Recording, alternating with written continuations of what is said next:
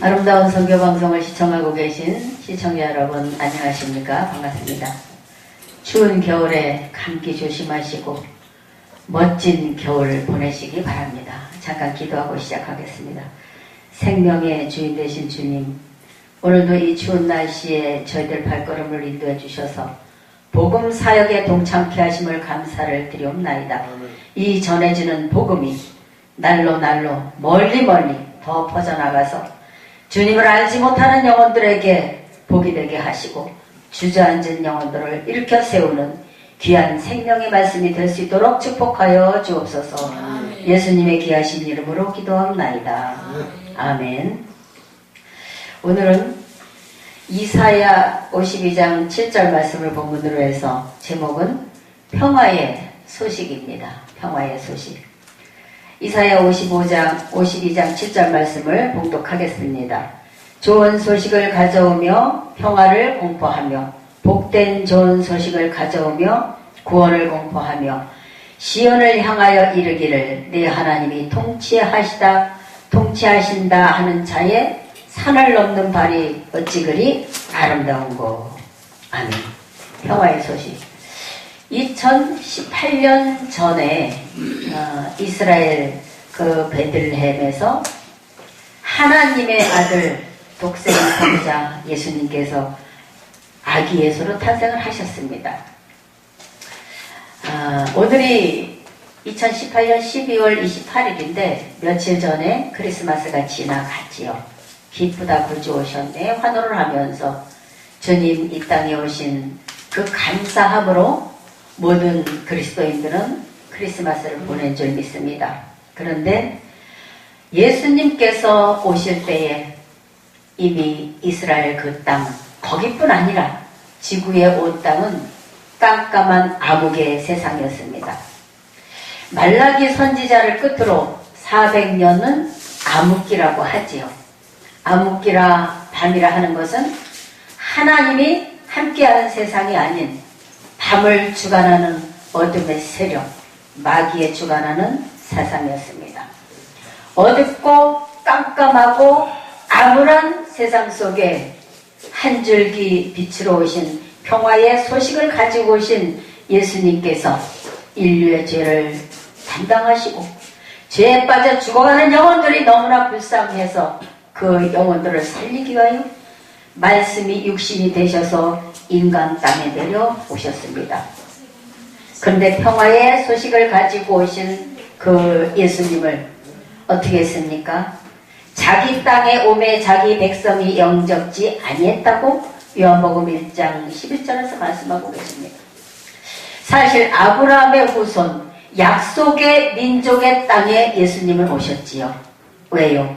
하나님의 약속대로 구약 선지자들에게 하신 약속대로 처녀의 몸에서 나고 베들레헴에서 나고 그 약속대로 예수님은 자기 땅에 오셨지만 그 백성들이 영접지 아니했기 때문에 이제는 혈통으로나 육정으로나 따지지 아니하고 하나님의 그 씨로난 자, 하나님의 아들의 이름을 믿는 자들에게 하나님의 자녀가 되는 권세를 주시겠다고 하셨기 때문에 약 130여 년 전에 우리나라에까지 복음이 들어와서 오늘날 저와 여러분의 손에 하나님의 마음속에 계셨던 이 말씀이 우리 손에 쥐어진 줄 믿습니다.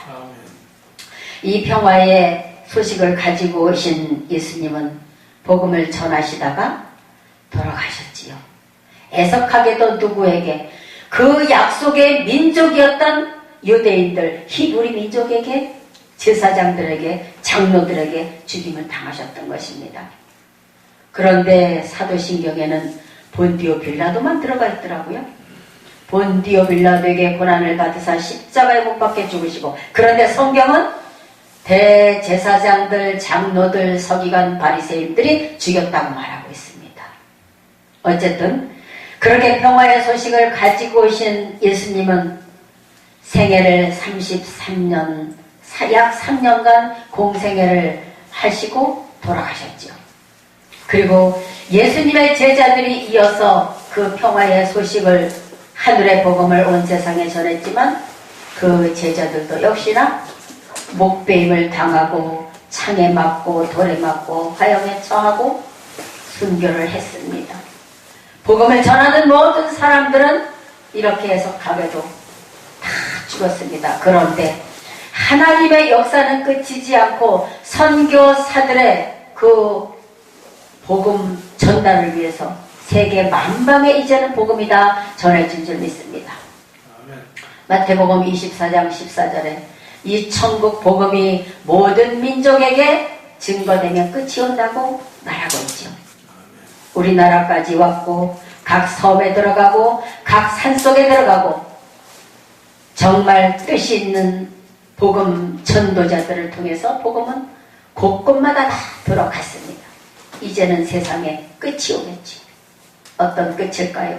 성경에서 명령하시고 말씀하시는 끝이 옵니다.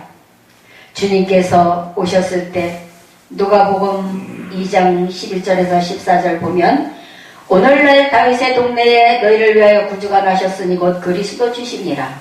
너희가 가서 강보에 쌓여 그 위에 누인 아기를 보리니 이것이 너희에게 표적이니라 하더니 호련히 허다한 천군이 그 천사와 함께 있어 하나님을 찬송하여 가로되 지극히 높은 곳에서는 하나님께 영광이요 땅에서는 기뻐하심을 입은 사람들 중에 평화로다 하니라. 아멘. 이사야 55장 7절에서 좋은 소식을 가져오고 평화를 공포하고 평화의 소식을 가지고 올 것이라고 이사야의 손을 통해서 예언하고 약속해 놓으신 하나님께서 이제 베들레헴 땅에 예수님을 보내시면서 지극히 높은 곳에서는 하나님께 영광이요 땅에서는 기뻐하심을 입은 사람들 중에 평화로다. 평화로우셨는데 이 땅에 평화가 왔습니까? 지구상에 평화가 왔습니까? 아직도 전쟁이 일어나고 있고 아직도 사람을 많이 죽이고 있고 악의 무리들이 이 땅을 아직도 사로잡고 있다는 사실입니다. 고린도전서 15장 27절 보면 만물을 지으신 하나님께서는 아직도 만유 안에 드시지 못하셨다고 말씀하고 계시죠. 요한계시록 18장 3절 보면 음행의 진노의 포도주로 인하여 만국이 다 미혹되었다. 누구에게 미혹이 되었느냐? 하나님을 대적하는 사단 마귀의 그 무리들에게 만국이 미혹이 되어 있기 때문에 아직도 이 땅 모든 지구상에는 전쟁이 끝쳐지지 않고 서로 죽이고 미워하고 아기다툼을 하고 우리나라 대한민국도 평화가 찾아오지 못했습니다. 여러분, 아무리 발버둥을 치고 몸부림을 치고 목회자들이 선교사들이 기독교인들이 밝은 사회를 만들어 보겠다고 애를 쓰는 사람들도 많이 있지만 아직도 평화는 이 땅에 이루어지지 않고 있다는 사실입니다. 누가복음 19장에서도 말씀하고 계시죠. 19장 38절에서 42절 말씀 보면 가론에 찬송하리로다 주의 이름으로 오시는 왕이여 하늘에는 평화요 가장 높은 곳에는 영광이로다 하니 무리 중 어떤 바리새인들이 말하되 선생이여 당신의 제자들을 책망하소서 하거늘 대답하여 가라사대 내가 너희에게 말하노니 만일 이 사람들이 잠잠하면 돌들이 소리 지르리라 하시니라. 가까이 오사 성을 보시고 울시며 가라사대 너도 오늘날 평화에 관한 일을 알았다면 좋을 뻔하였거니와 지금 내 눈에 숨기웠도다. 아멘. 주님이 하시는 말씀입니다. 너도 오늘날 평화에 관해서 좀 알았으면 좋을 텐데 그 소식이 내 눈에 가리웠도다. 사랑하는 여러분, 이 땅 가운데 하나님의 말씀의 복음이 증거되고 평화의 소식이 전해지면 마음을 닫지 마십시오. 마음을 강팍해 하지 마십시오. 세상은 이미 껌껌해지고 어두운 세상이 되었습니다. 사단의 세상이 되었습니다. 그렇기 때문에 전쟁이 있는 것이요, 미움이 있는 것이요, 하나님의 사랑하는 나라들도 전쟁에서 떠나지 않는 것입니다. 주님이 다시 오실 때는 언제 오실까요? 깜깜해진 다음에 오십니다. 마태복음 24장 29절에서 31절 말씀 보면 해달별이 어두워지고 떨어질 때에 하늘의 권능들이 흔들릴 때에 그 그 다음에 주께서 천사들과 함께 오셔서 하늘 이 끝에서 저 끝까지 택한 백성을 모으리라 하시는 일이 있어지게 된다는 사실이죠. 나라가 어수선하면 어수선할수록, 세계가 어수선하고 전쟁이 있으면 있어올수록 주님의 날이 점점 가까이 다가온다는 사실을 성경을 통해서 우리는 깨달아야 할 것입니다. 아멘. 주님 오시는 그때에 평안할 때 오지 않습니다. 행복할 때 오시지 않습니다. 이 모든 지구 땅이 자유로울 때 오시지 않습니다. 마음이 답답하고 애통하고 눈물이 나고 마음을 찢고 가슴을 찢고 울 때에 주님 오십니다. 성경대로. 아멘. 볼지어다 구름을 타고 오시리라. 각인의 눈이 그를 보겠고 그를 찌른 자들도 볼 터이요 땅에는 모든 족속이 그를 인하여 애곡하리니 그러하리라. 아멘. 주 하나님이 가라사대 나는 알파와 오메가라. 전에도 있었고 이제도 있었고 장차 올 자요 전능한 자라 하시더라. 우리 눈앞에 우리 발 앞에 주님이 가까이 다가오실 날이 멀지 않았습니다. 아니 어쩌면 지금 우리 눈앞에 와 계실지도 모릅니다. 아멘.